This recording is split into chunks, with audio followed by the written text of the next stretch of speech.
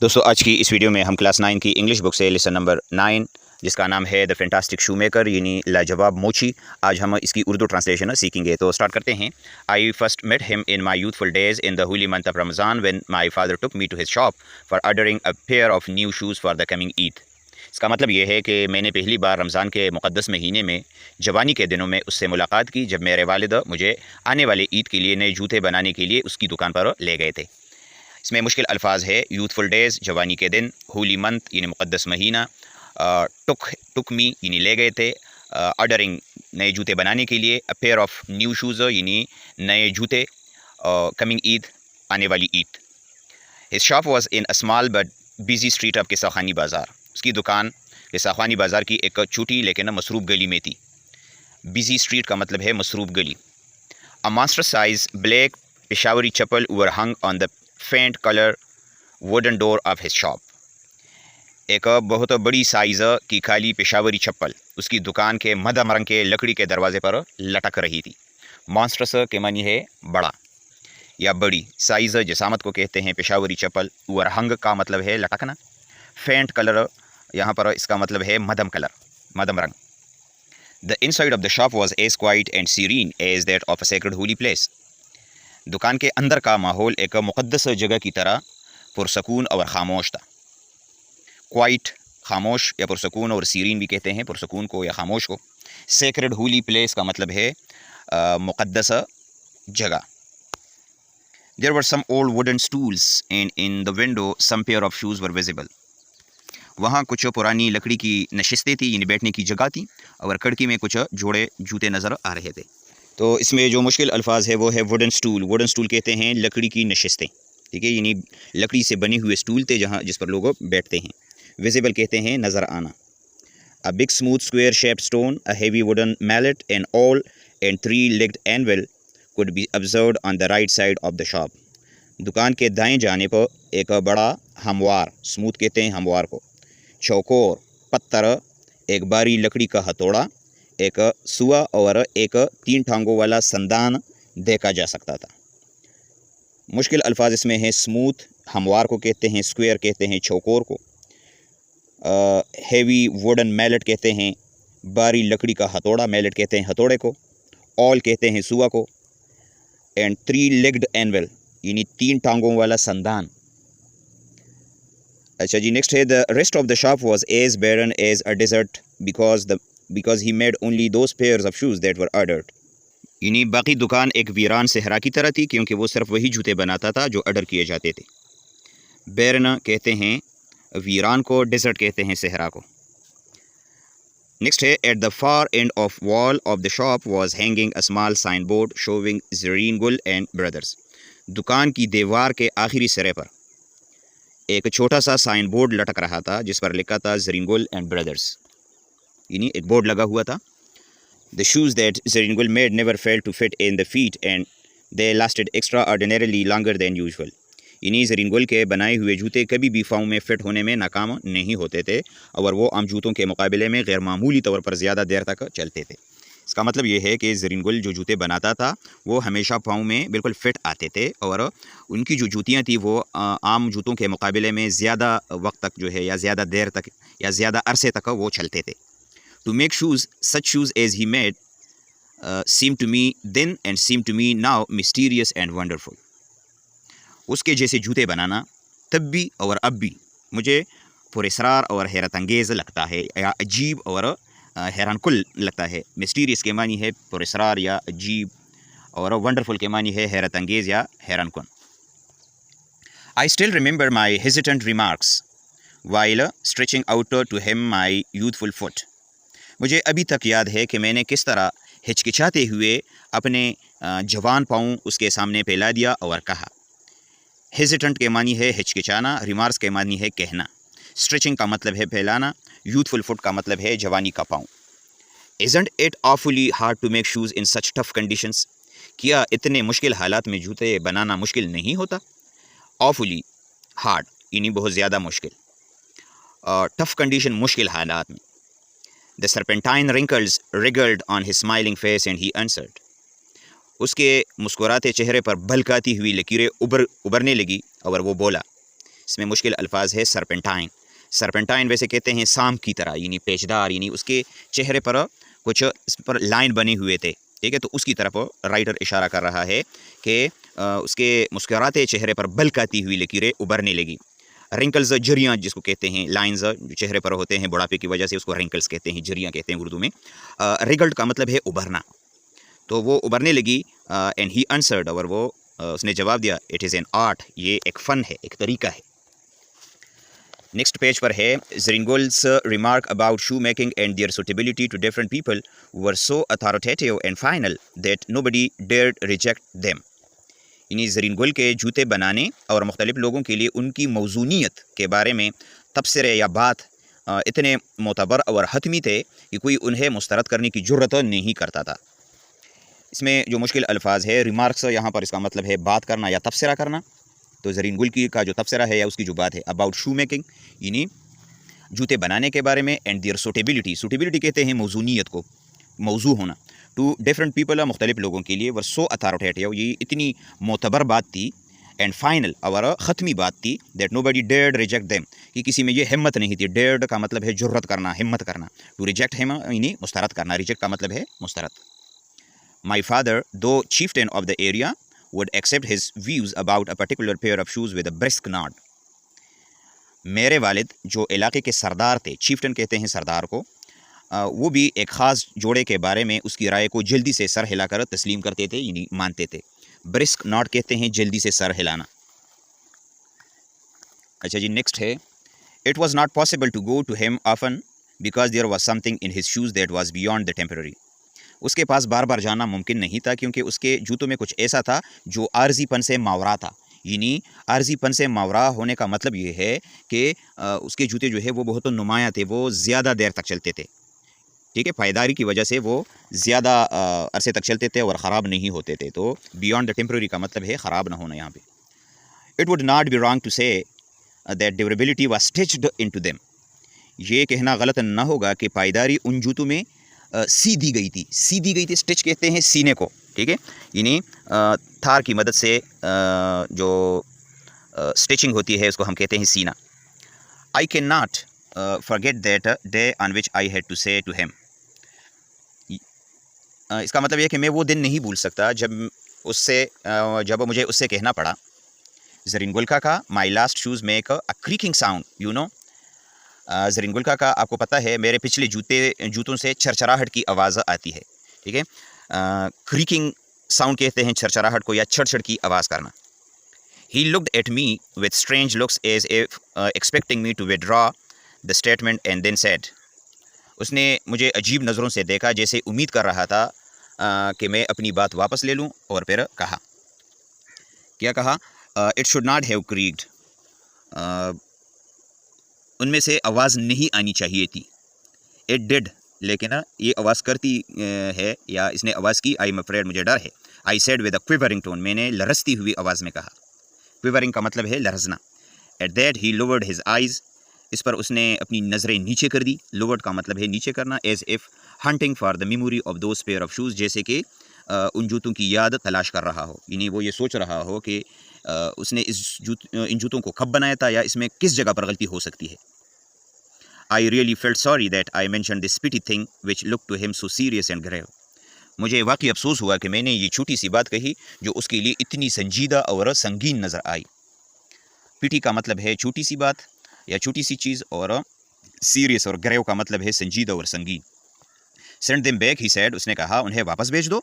I will look at them, मैं देखूंगा उसको। Some shoes are bad from birth, बाज़ जूते शुरू से ख़राब होते हैं। If I can do nothing with them, अगर मैं उसके साथ कुछ न कर सका, I will give back the money you paid for them, तो मैं तुम्हें तुम्हारी रकम वापस कर दूंगा। Then I went abroad to pursue my higher studies and career and could not have the opportunity to meet Zaringul. फिर मैं अपनी आला तालीम और करियर के लिए बैरूनी मुल्क चला गया और कई सालों तक ज़रिंगुल से न मिल सका। द फैंटास्टिक शूमेकर, जो कि एक लाजवाब शूमेकर है या मोची था, फॉर सेवरल ईयर्स, कई सालों तक। अच्छा जी, आफ्टर सेवरल ईयर्स, कई सालों के बाद, आई रिटर्न टू पेशावर, मैं पेशावर वापस आया। And the first shop I went to was my old friend Zaringul's. तो सबसे पहले मैं अपने पुराने दोस्त ज़रीन गुल की दुकान पर गया। नेक्स्ट है I had left a man of 50, I came back to one of 65। मैंने 50 साल के आदमी को छोड़ा था, जब मैं वापस आया तो वो 65 साल का हो चुका था। यानी इसका मतलब ये है कि वो 15 साल बाद आया। Wan and torn like an overused pair of shoes, बिल्कुल एक ज़्यादा इस्तेमाल होने वाले जूते की तरह बोसीदा और तका हुआ। यानी इसमें जो मुश्किल अल्फाज है वो है वॉन एंड टोन। वॉन कहते हैं ख़राब को और टोन कहते हैं पटा हुआ। यानी यहाँ पर इसका मतलब ये है कि वो बहुत ज़्यादा कमज़ोर हो चुका था और थका थका सा नज़र आ रहा था। He shook his bony hand with me but the grip of his hand was as tight as it was many years ago. यानी उसने अपनी हड्डियों वाले हाथ से मुझसे मुसाफिहा किया, लेकिन उसकी गिरफ्त आज भी उतनी ही मजबूत थी जितनी पहले सालों में थी, यानी इससे पहले थी। यहाँ पर बूनी का मतलब है हड्डियों से भरा हुआ, यानी उस पर गोश्त नहीं था, कमज़ोर हो चुका था वो। At first he did not know me, पहले उसने मुझे पहचाना नहीं। But when I got my self introduce, लेकिन जब मैंने अपना तारुफ कराया, his brooded eyes sparkled with smile, तो उसकी सोच भरी आंखें जो है वो मुस्कुराहट से चमक उठी। स्पार्कल्ड का मतलब है चमकना, ब्रूडेड का मतलब है सोचने या गौर फिक्र करने वाली। Do you want any shoes, he asked, उसने कहा कि क्या आपको नए जूते चाहिए। I can make them quickly because I have plenty of free time, मैं उन्हें जल्दी बना सकता हूँ क्योंकि मेरे पास बहुत फारिग वक्त है। प्लेंटी बहुत। Then he looked at my branded shoes and said, फिर उसने मेरे ब्रांडेड जूतों को देखा और कहा, ब्रांडेड का मतलब है जो कंपनी के बनाए गए होते हैं उसको कहते हैं ब्रांडेड, मशहूर कंपनी के जूते। Those are not my shoes, ये मेरे जूते नहीं है। His tone was not one of anger और of sorrow, not even of contempt, but there was in it something quiet that froze my blood. उसकी आवाज़ में न गुस्सा था, न दुख, न हकारत, लेकिन उसमें कुछ ऐसा था जिसने मेरे खून को जमाया। फ्रोज़ ब्लड का मतलब है खून को जमाना, यानी डरा देना किसी चीज़ को, डर लगना। इसमें मुश्किल अल्फाज है। एंगर गुस्से को कहते हैं, सारो कहते हैं दुख को, कंटेम्प्ट कहते हैं हकारत को, और फ्रोज़ माई ब्लड का यहाँ पर मतलब है बहुत ज़्यादा डराना या डरा देना। अच्छा जी, नेक्स्ट है he put his hand down and pressed a finger on the place where my left shoe was not quite comfortable. उसने अपना हाथ नीचे किया और एक उंगली से उस जगह को दबाया जहां मेरा बायां जूता आरामदेह नहीं था। कंफर्टेबल, आरामदेह। प्रेस्ड का मतलब है दबाना। इट हर्ट्स यू देयर, यहाँ तुम्हें तकलीफ होती है इससे। ही सेड, उसने कहा, do the big shoe making companies have no self respect, क्या बड़ी जूते बनाने वाली कंपनियां कोई इज्जत नफ्स नहीं रखती। And then he spoke bitterly against the big multinationals that have extended their tentacles to the shoemaking trade. फिर उसने तलखी से, यानी सख्ती से, उन बड़ी मल्टीनेशनल कंपनियों के ख़िलाफ़ बात की जिन्होंने जूते बनाने के कारोबार में कदम जमा लिए। तो इसमें जो मुश्किल अल्फाज है, एक है मल्टीनेशनल्स, यानी बड़ी बड़ी जो कंपनियां हैं उसकी तरफ इशारा है। एक्सटेंडेड का यहाँ पर मतलब है जमा लेना, और टेंटिकल्स का यहाँ पर मतलब है कदम। अच्छा जी, नेक्स्ट है He told me how these companies had hired the craftsmen of a shoemaking trade. उसने मुझे बताया कि इन कंपनियों ने जूते बनाने के कारीगरों को किस तरह नौकरी पर रखा है। हायर्ड का मतलब है नौकरी पर रखना, क्राफ्ट्समैन के मानी है कारीगर। He told me how these companies had hired the craftsmen of shoemaking trade. उसने मुझे बताया कि इन कंपनियों ने जूते बनाने वाले कारीगरों को किस तरह नौकरी पर रखा है। हायर्ड का मतलब है नौकरी पर रखना, क्राफ्ट्समैन के मानी है कारीगर। These big firms use their hands. ये बड़ी बड़ी कंपनियाँ उनके हाथों को इस्तेमाल करते हैं, यानी उनको काम में लाते हैं या उनसे काम लेते हैं। Not their brain और experience, और उनके दिमाग और तजुर्बे से कोई लेना देना उसका नहीं है। I asked ज़रीन गुल काका why he didn't join these big firms as if his trade was not doing well. मैंने ज़रीन गुल काका से पूछा कि अगर उसका कारोबार ठीक नहीं चल रहा तो वो इन बड़ी कंपनियों में शामिल क्यों नहीं हुए। तो आगे वो जवाब देता है, his reply was crisp and blunt. उसका जवाब साफ और बेतकल्लुफ़ था। क्रिस्प साफ, ब्लंट बेतकल्लुफ़। आई एम एन आर्टिस्ट, मैं एक फ़नकार हूँ, मैं एक कारीगर हूँ। नट अ मशीन, एक मशीन नहीं हूँ। Who will blindly follow their irrational and stupid dictation, जो उनकी गैर माकूल और अहमकाना हिदायत की अंधाधुंध पैरवी करूँगा।